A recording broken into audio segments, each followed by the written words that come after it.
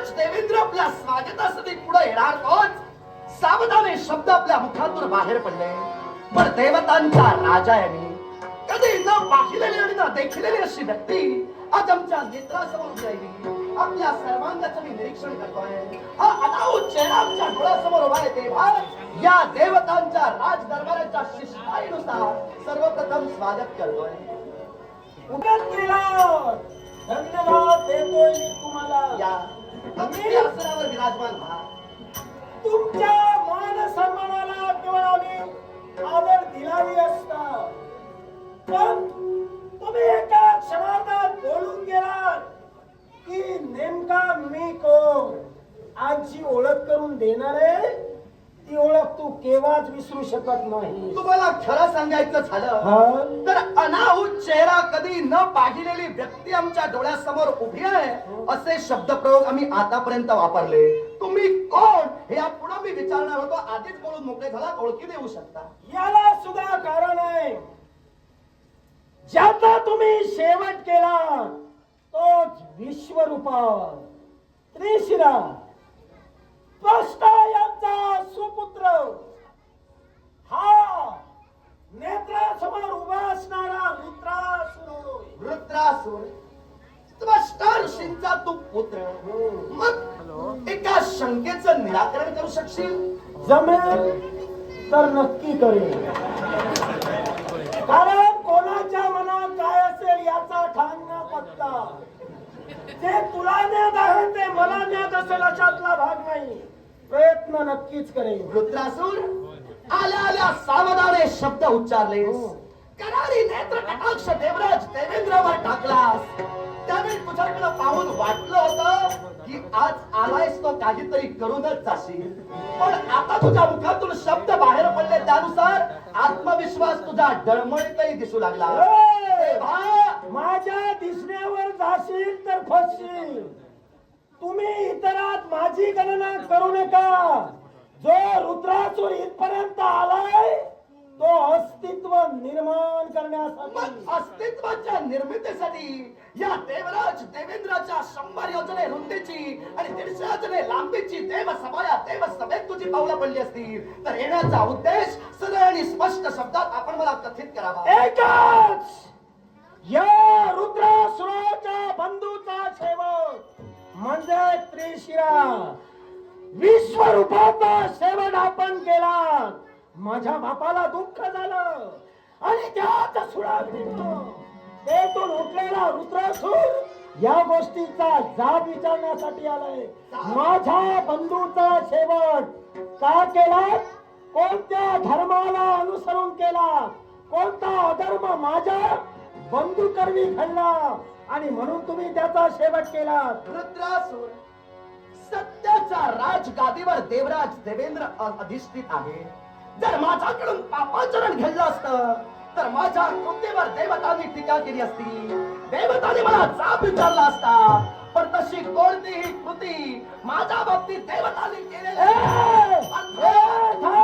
मी तुझ्या बंधूबद्दल म्हणते विश्वरूपाबद्दल हे तुला वाटतंय की तुझ्यातून अधर्म घडला नाही, तुझ्यातून पापाचरण घडलं नाही आणि पापाचरण घडलं नाही असं तुला वाटतंय का?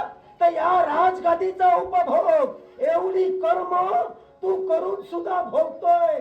याला कारण हे राजगादी जी काही तुला प्राप्त झाली देव देवतांनी तुझ्या हाती दिली. तू एक बनावट देव आहेस. तू एक बनावट देव आहेस. त्यांचा नाविलाज झाला देवदेवतांचा म्हणून अजून राजगादी तुझ्या जवळ आहे. कारण देवतांनी शब्द दिला 14 मन्वंतरापर्यंत या राजगादीला कुणी हस्तक्षेप करू शकत नाही.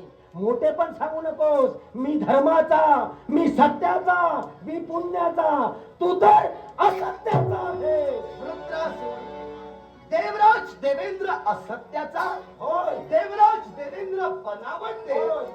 आपल्या मुखातून निघणाऱ्या शब्दांचं स्पष्टीकरण ऐकण्याची इच्छा. स्पष्टीकरण करूनच देईल. प्रत्येक गोष्टीचा जाब मला विचारायचा आहे.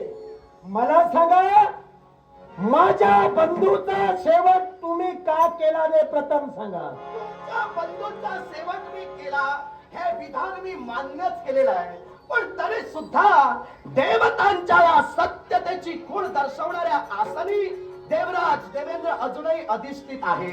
म्हणजे माझ्यात सत्याचा अंश आहे, म्हणूनच या राजगादीवर मी अधिष्ठित आहे. आता तुमचा जर मुद्दा असेल की तुमच्या बंधूंचा सेवक मी का केला, तर याही तुमच्या प्रश्नाचं मी उत्तर देतोय. हा विश्वरूप म्हणजे त्वष्टा ऋषी आणि त्यांची पत्नी म्हणजे रचना यांच्या कुशीकुलात या त्रिशिराचा जन्म झाला. जन्मताच त्याला 3 शिरा होती. 3 शिरा असल्या कारणानं त्या 3 शिरायोगे अखिल विश्व तो पाहू शकत होता. अखिल विश्व पाहू शकत असल्यामुळं त्याला विश्वरूप म्हणून या विश्वात ओळखलं गेलं. पण या विश्वरूपाचा सेवक देवराज देवेंद्रला नाईलाजानं करावा लागला. याच्या मुळाशी असणारं कारण, अरे या विश्वरूपाबद्दल मला स्वाभिमान होता, या विश्वरूपाबद्दल मला आदर होता, पण विश्वरूपानं माझ्याबद्दल केलेली खऱ्या अर्थानं अपराधाची ही खूण माझ्या प्राणाला बोधकी ठरली. आणि म्हणून माझा नजरेत जो अपराधी ठरला त्याचा मी सेवक केला. आता त्याचा अपराध कोणता ते आहे, या विश्वाच्या पाठीवर दानवांनी देवतांवर आक्रमण केली. दानवांनी देवतांवर आक्रमण करता क्षणी देवतांना अपयश येऊ लागलं. देवगुरु बृहस्पतींना याची विचारणा आम्ही केली. त्यावेळी देवगुरु बृहस्पती देवराज देवेंद्रला घेऊन ब्रह्मदेवांपर्यंत गेले. तुम्ही ब्रह्मदेवतांनी सांगितलं, देव हो, खऱ्या अर्थानं तुम्हाला दानवांवर जर का विजय मिळवायचा असेल तर चला चला या विश्वात यज्ञ कर्म करा. यज्ञ कर्मयोगे या विश्वात तुमची शक्ती वाढू शकते. कारण वेदशास्त्राचा नियम बोलतोय, देवानाम उत्तमम हवी आणि देवेभ्यो उत्तमम हवी. अर्थात हवीर्भाग ज्या देवतेनं ग्रहण केला त्या देवतेची शक्ती अधिकाधिक वाढत असते. अर्थात दानवांवर मात करण्यासाठी आणि देवतांची शक्ती वाढावी याच्यासाठी ब्रह्मदेवांच्या आज्ञेवरून मी खऱ्या अर्थानं यज्ञ आरंभित केला. या यज्ञाचं ऋत्विज पद खऱ्या अर्थानं स्वीकारत पौरोहित्यासाठी विश्वरूपाला मी आमंत्रित केलं. विश्वरूपाबद्दल मला स्वाभिमान होता, त्याच्या ज्ञानाची खऱ्या अर्थानं मला जाण होती, म्हणून पौरोहित्य मी त्याला दिलं. पण त्या यज्ञाचं पौरोहित्य स्वीकारत असताना तो विश्वरूप काय करत होता, तर देवतांच्या नावानं खऱ्या अर्थानं स्वाहाकार करत असताना एकाएकी त्याच्यात बदल झाला.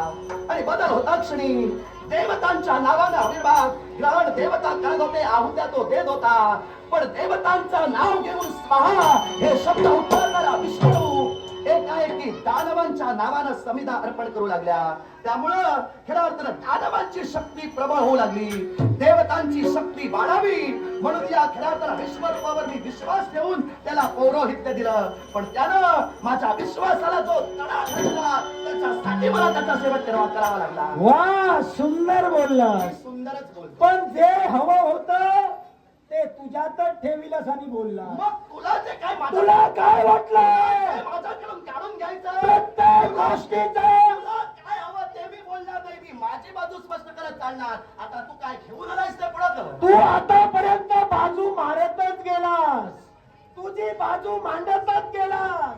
पण दुसऱ्याची बाजू सांगून स्वतःची बाजू जर का उभी केली असतीस तर खरा इंद्र शोभला असता. मग तू बनावट इंद्र मी का म्हणालो याला सुद्धा कारण आहे.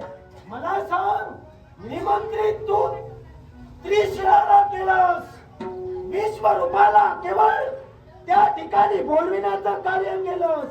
पण त्या ठिकाणी बाजूला कुणाला केलंस?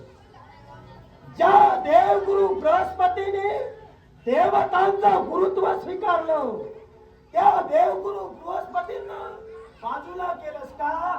तर ते तुझ्या सांगण्यावरून ऐकत नव्हते. तुला गुरु असे हवे जे तुझ्या बाजूने बोलतील. म्हणून केवळ बृहस्पतींना तू बाजूला केलंस आणि त्रिशिरा हा ज्ञानवंतच होता, त्यांना बसविण्याचं कार्य तू केलंस. मग मला सांग, तो ज्ञानवंत जर होता तर त्या ठिकाणी घडलेला प्रमाद तुम्हा देवतांना का कळला नाही? दुसरी गोष्ट, माणूस हा वास्तवावर जगणारा आहे, माणूस हा वास्तववादी आहे. ज्याप्रमाणे वास्तव आहे त्याप्रमाणे कृती करण्याचं कार्य मानव करतोय. मान्य आहे का? तुझं पूर्ण झालं का? मग ते जर का तुम्हाला मान्य असेल तर ज्या माझ्या त्रिशिरानं केवळ मंत्र देण्याचं कार्य, आविर्भाव देण्याचं कार्य दानवांना केलं. मग त्या ठिकाणी त्याला आज्ञा करणारे 2 राक्षस ब्राह्मण स्वरूपात आले. तुम्ही जर देव होतात, तुम्हाला जर भविष्य कळत होत, तर तुम्हा देवतांना ते ब्राह्मण राक्षस आहेत हे का कळले नाही? या एका गोष्टीसाठी तुम्हाला बनावट इंद्र म्हटलं आहे सगळे. त्या अजून बरंच काही आहे सांगणार आहे, मग पण टप्प्याटप्प्यानं. मग ठीक, तुझ्या प्रत्येक टप्प्यावर तुझ्या खऱ्या अर्थानं प्रत्येक विधानाचं खंडन करण्यासाठी देवराज देवेंद्र उभा आहे. आता तुझ्या मुखातून शब्द बाहेर पडले. 2 राक्षस हे ऋषीचं खऱ्या अर्थानं ऋषींचं रूप घेऊन त्या ठिकाणी उभे होते. मग ते आम्हाला का कळले नाहीत? मुळात तू कुठल्या संभ्रमाच्या विळख्यात अडकलास हे आता तुला माहीत. पण घडलेला खरा प्रसंग देवराज देवेंद्र तुला कथित करेल. आता तो कसा, तो नीट ऐक. तुझं वक्तव्य पूर्णविराम तुझा होईपर्यंत मी ऐकलेला आहे. तेव्हा माझा पूर्णविराम होईपर्यंत एकही शब्द आधी उच्चारू नकोस. ते सांगायची गरजच नाही. मग ऐक, तू बोल फक्त. या विश्वाच्या पाठीवर तू पहिला मुद्दा मांडलास की खऱ्या अर्थानं तुला जे तुझ्या बाजूला बोलणारे असतात ते गुरु हवे असतात. तेव्हा हे विधान तुझं परिपूर्णरित्या चुकीचं आहे आधी मी ठरवून जातोय. विश्वाच्या पाठीवर देवगुरु बृहस्पतींना देवतांचं गुरुपद हे देवराज देवेंद्रांच्या समक्ष देव दरबारी दिलं गेलं. ते सुद्धा कप्तानच दिलं. माझं बोलून झालेलं नाही. भरल्या देव सभेत देवगुरु बृहस्पतींना देवतांचं गुरुपद दिलं गेलं.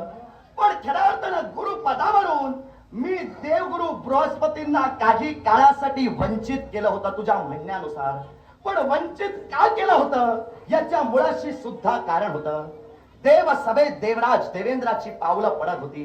पण देवराज देवेंद्राची पावलं पडत असताना देवगुरु बृहस्पतींनी माझा केलेला अपमान आणि त्या अपमानानुसार समस्त देवतांसमक्ष देवगुरु बृहस्पतींना मी जाब विचारला. देवराज देवेंद्र देवतांचा राजा आहे, मग असं असताना तुम्ही माझा अपमान करण्यासाठी सिद्ध होतात. अर्थात देवगुरु बृहस्पतींना मी स्वतः त्यांच्या पदावरून काढून टाकलेलं नाही, तर त्यांनी साऱ्या देवतांच्या समक्ष आपली सूत्र त्या ठिकाणी ठेवली आणि देवसभेचा त्याग करून ते गेले. त्यावेळी देवतांनी प्रश्न उपस्थित केला, आता देवतांचं गुरुपद कोण भूषविणार? तेव्हा या विश्वरूपाला मी स्वतः पुढे केलं होतं आणि या विश्वरूपाला खऱ्या अर्थानं गुरुपद मी बहाल केलं होतं. अर्थात या विश्वरूपानं देवतांचं गुरुपद हे देवगुरु बृहस्पतींच्या अनुपस्थितीत सांभाळण्याचा प्रयत्न केला होता. अर्थात या विश्वरूपाच्या सूचनेनुसार, त्याच्या आज्ञेनुसार तो आमचा गुरु आहे म्हणून खऱ्या अर्थानं मी वागत होतो. पण ज्यावेळी यज्ञ कर्म खऱ्या अर्थानं देवतांच्या स्वाभिमानासाठी देवराज देवेंद्रानं आरंभलं, तेव्हा तुझ्या म्हणण्यानुसार तू आता बोलून गेलास. 2 राक्षस ऋषीवरांचं रूप धारण करून तिथे आले, ते आम्हाला का ओळखता आले नाही याच्या मुळाशी कारण होतं. हाच त्रिशिरा 3 शिरांनी युक्त होता. पण 3 शिरांनी युक्त असताना सुद्धा तो काय करत होता याची कदाचित तुला कल्पना नसेल, म्हणून हे तू बोललास. पहिल्या मुखातून हा त्रिशिरा वेद अध्ययन करत होता, वेदांचं आकलन करत होता. दुसऱ्या मुखातून हाच त्रिशिरा अन्न भक्षण करत होता आणि ब्राह्मण असून सुद्धा मदिरा प्राशन करत होता. आणि तिसऱ्या मुखातून जे वेद आकलन करत होते त्या वेदांच्या ऋचा तो खऱ्या अर्थानं पठण करत असताना दानव हे त्या वेदांची खऱ्या अर्थानं अवहेलना करत होते. तेव्हा त्या दानवांना सुद्धा तो संमती दर्शवत होता. त्यामुळं वेदांची कुठेतरी निर्भत्सना होत होती. ब्रह्मदेवांच्या मुखातून वेदांची निर्मिती झाली आणि वेदाच्या ज्ञानायोगे ही समस्त सृष्टी, या सृष्टीचं स्थैर्य आबाद राखलं जात आहे. मग त्या वेदांची विटंबना दानव करत होते आणि त्यांना किंचितता सहकार्य हा खऱ्या अर्थानं त्रिशिरा करत होता. तेव्हा त्रिशिराची वेळोवेळी मी समजूत घातली, पण तो ऐकायला तयार नव्हता, ऐकायला तयार नाही. म्हणून खऱ्या अर्थानं साऱ्या देवतांना मी सांगितलं की खऱ्या अर्थानं वेदांचा उपमर्द होतोय, वेदांची अवहेलना या त्रिशिरा करणी होते. तेव्हा देव उत्तरले, काही काळासाठी याला संधी द्या. पण याच विश्वरूपानं काय केलं? देवतांच्या स्वाभिमानासाठी देवराज देवेंद्रानं आरंभलेला यज्ञ, या यज्ञात 2 ऋषीवरांना खऱ्या अर्थानं ते राक्षस होते त्यांना सामील करून घेतलं आणि त्या ऋषीवरांनी त्याच्या मनात बदल केला. तो सुद्धा कोणत्या रीतीनं?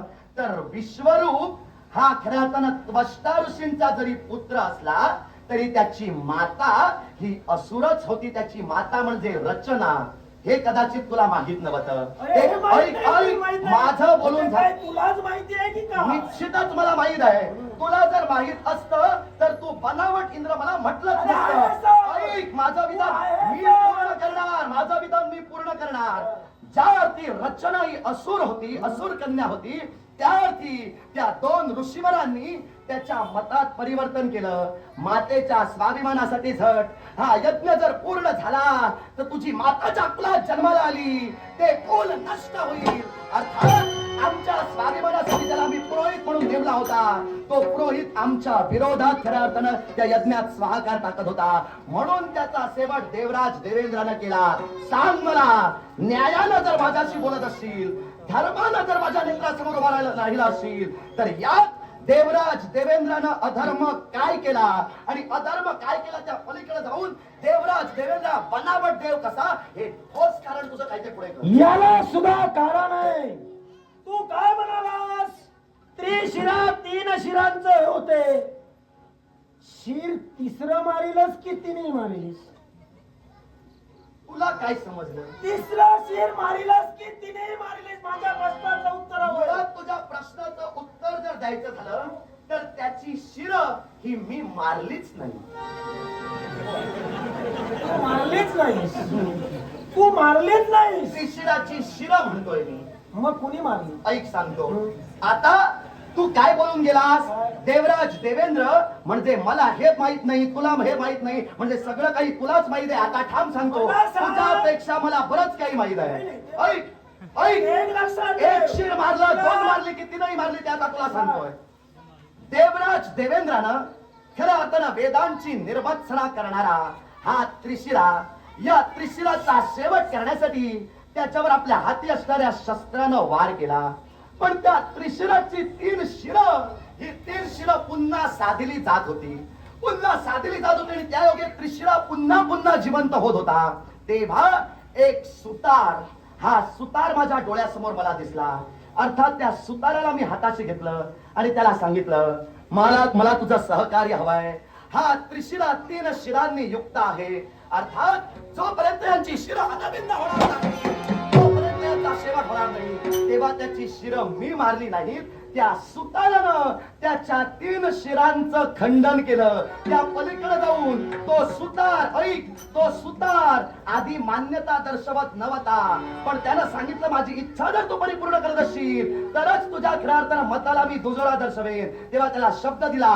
त्यानंतर त्यानं इच्छा प्रदर्शित केली. ती त्याची इच्छा कोणती होती तर या तुझ्या कार्यात देवराज देवेंद्र मी तुला सहकार्य केलेलं आहे. अर्थात माझं नाव लौकिक या विश्वात चंद्र सूर्य असेपर्यंत सतेज राहिला पाहिजे. तेव्हा त्या सुताराला मी महत्व दिलं. या विश्वाच्या पाठीवर यज्ञाचे अनेक प्रकार आहेत. जसा अश्वमेध यज्ञ आहे, उदाहरणार्थ अश्वाचा मेध केल्यानंतर म्हणजे अश्वाला मारल्यानंतर अश्वमेध पूर्ण होतो, तसा या विश्वात नरमेध यज्ञ सुद्धा आहे. नरमेध यज्ञ म्हणजे काय तर नराचं शिर ज्या यज्ञात मारिलं जातं त्याला नरमेध म्हणतात. अर्थात जो कोणी यापुढे नरमेध यज्ञ करेल त्या नरमेध यज्ञात हे तुझ्या नावानं खऱ्या अर्थानं शिरकमलाचा स्वाहाकार केला जाईल. हा एक खऱ्या अर्थानं महत्व त्या सुताराला ठेवलं. सांग मला, आता देवराज देवेंद्रने त्याची किती शिरं मारली ते मला सांग. सुतार आज्ञांकित कुणाचा होता? सुतार आज्ञांकित त्या क्षणी माझा होता. याचा अर्थ तुझ्या आज्ञेनं केलं.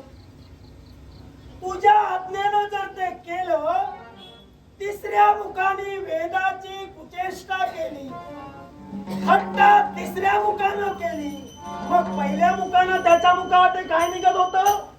पहिल्या मुखातून खऱ्या अर्थानं वेदांचं पठण तो करत मग होता. जर का ते वेदांचं पठण करत होता, तिसऱ्या मुखानं वेदाची जर का स्तुती होत नव्हती आणि जर का पहिल्या मुखानं स्तुती होत होती तर पहिलं शिर मारणारा सुद्धा तेवढाच त्या असुराप्रमाणे पापी नव्हे का? हे तुझं मत झालं.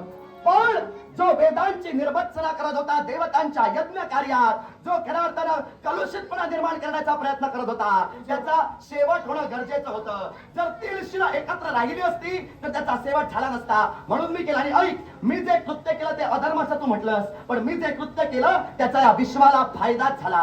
कारण देवराज देवेंद्राच्या लीला या विश्वात तसं कुणाला समजणार नाही आणि तुझ्यासारख्याला तर समजणारच नाही. तेव्हा ऐक, ऐक, सांगतोय माझं मी पाहिला नाही, तुझ्यासारखा देव मी पाहिला नाही. कसा पाहशील? याला माझ्यासारखा कारण देवच नाही. तू प्रथमच म्हणालास की देवतांचे देवगुरु बृहस्पती हे माझ्या आज्ञेनं आपलं पद भूषविण्यासाठी तत्पर ठरले. पण मला एक सांगशील, देवतांचे देवगुरु बृहस्पतीच का झाले?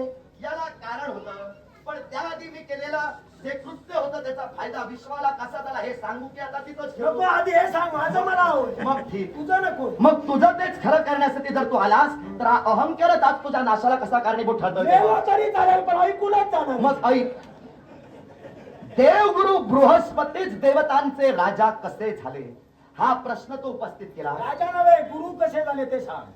देवगुरु बृहस्पतीच देवतांचे गुरु कसे झाले हे तुला ऐकायचं आहे तर ऐक. देवतांचं गुरुपद रिक्त होतं. देवतांना कुणीतरी गुरुपद स्वीकारणारा तेवढाच विद्वान पंडित हवा होता. तेव्हा समस्त विश्वातील ऋषीवरांना सूचित केलं गेलं, देवसभेत यावं आणि प्रत्येक ऋषीवरांनी आपल्या ज्ञानाचं प्रकटीकरण देवसभेत करावं.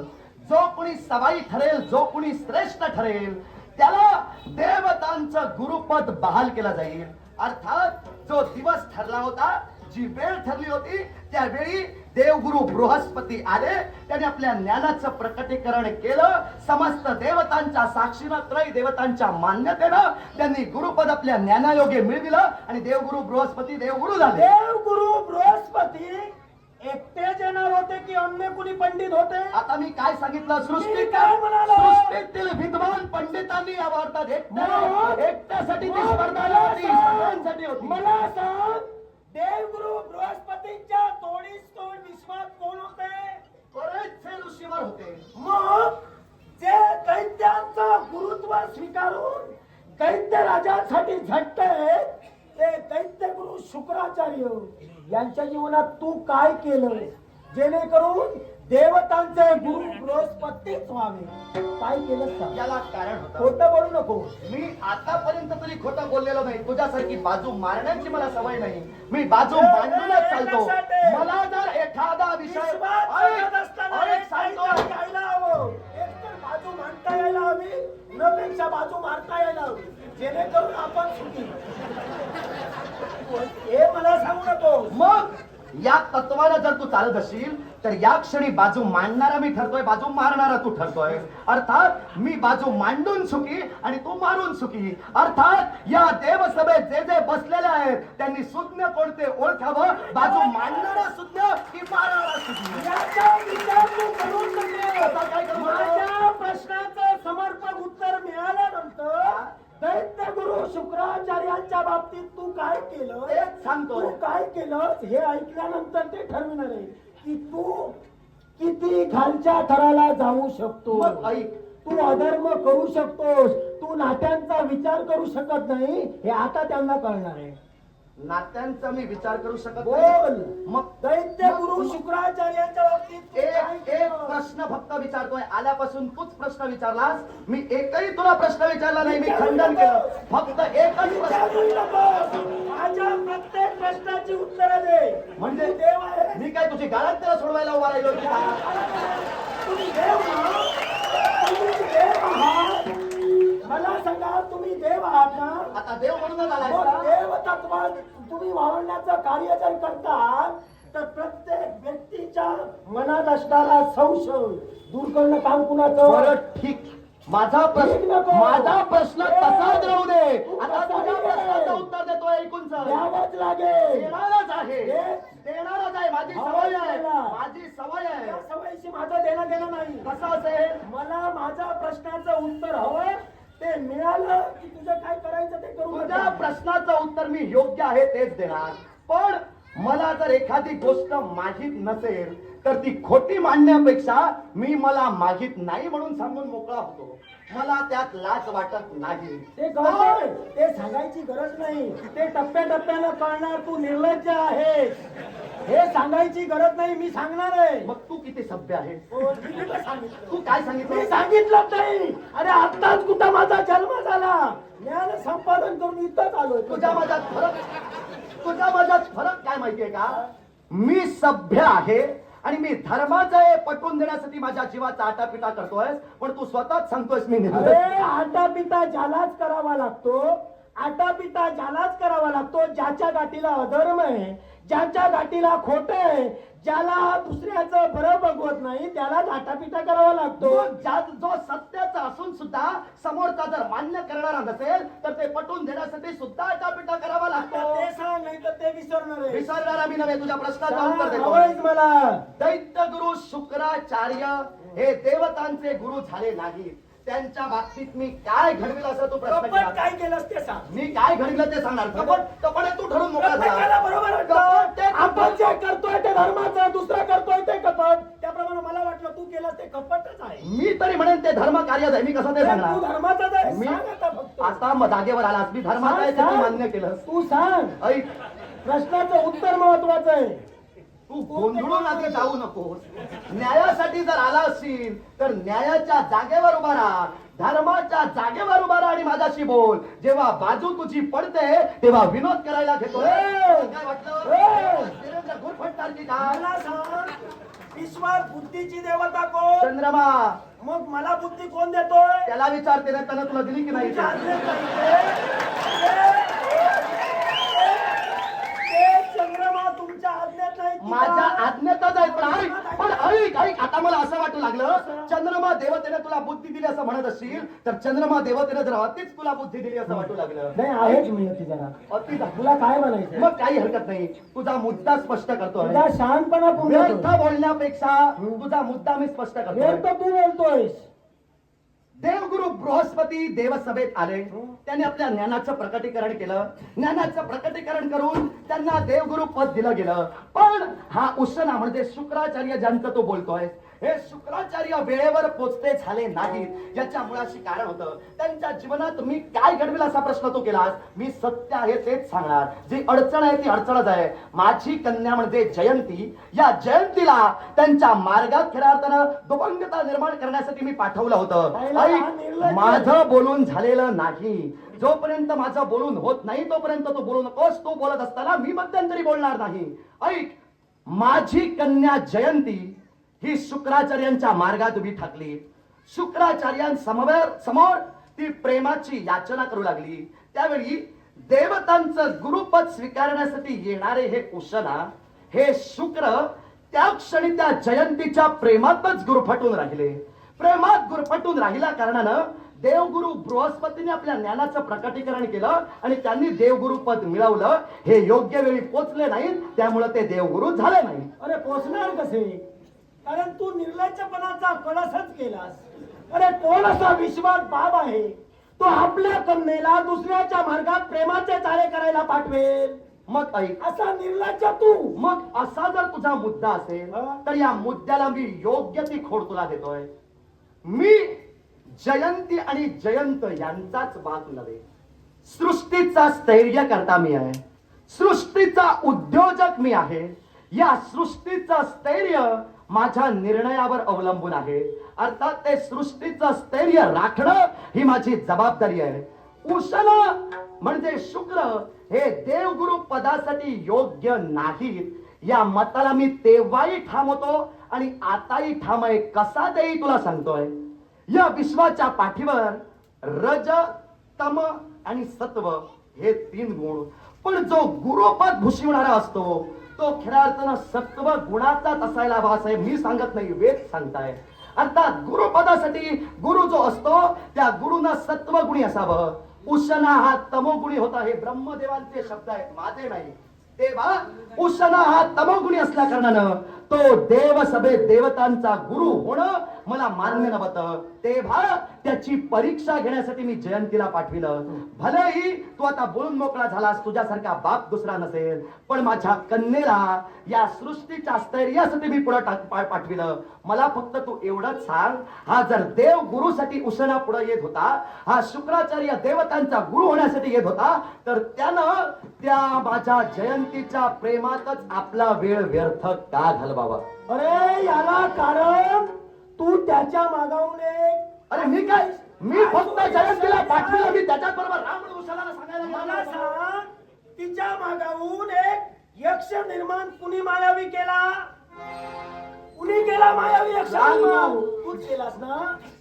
तूच केलास ना? मायावी? आणि स्वतःच्या कन्येवर हस्त टाकावा म्हणून यक्ष निर्माण कुणी केला?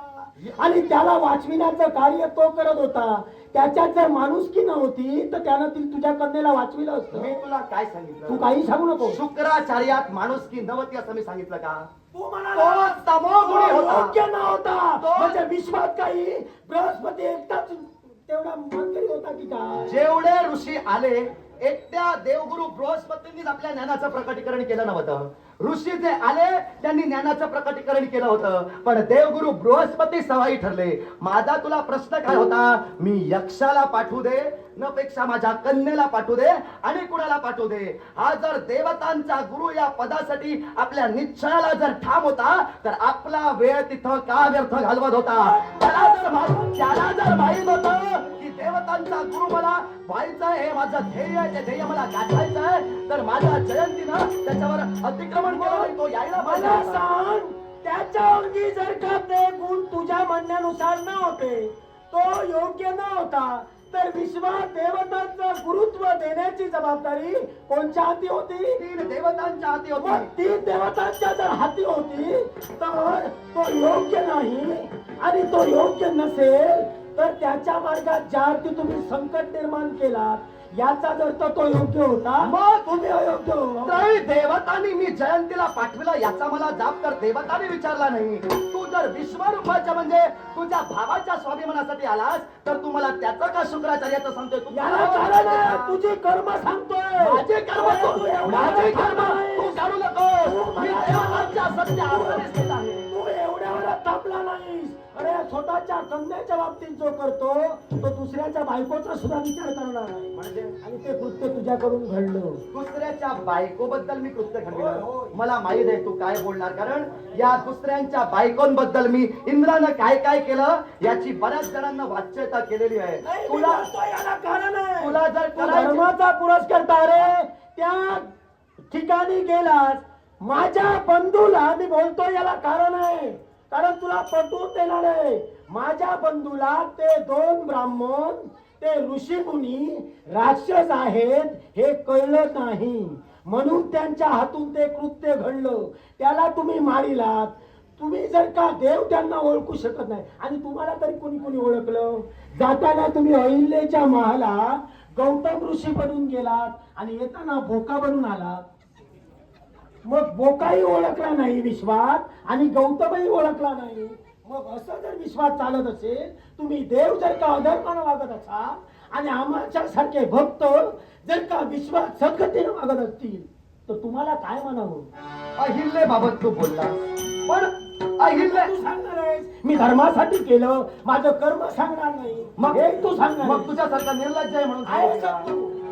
आहेस का? हे तू बोलून मोकळा झाला, पण मी तरी धर्माचाच आहे. अहिल्याचं प्रकरण तू सांगितलं, स्पष्टीकरण हवंय की नको? अरे पण गरज काय, तू बोका बनून आलास. अरे तुला हवंय जा का? त्या ठिकाणी बोकाही केला, जाताना गौतम ऋषी बनून गेला. अरे हिंमत जर होती तर इंद्र बनून का गेला नाही? काय? माझी प्रकरणं बाहेर काढली. हो. पण मी देवतांच्या आसनामध्ये आसनी स्थित आहे. अर्थात, तर देवला देवेंद्राच्या चारित्र्यात भावनेवर स्थित, तर तुझा असणे पण देवला देवेंद्र. हा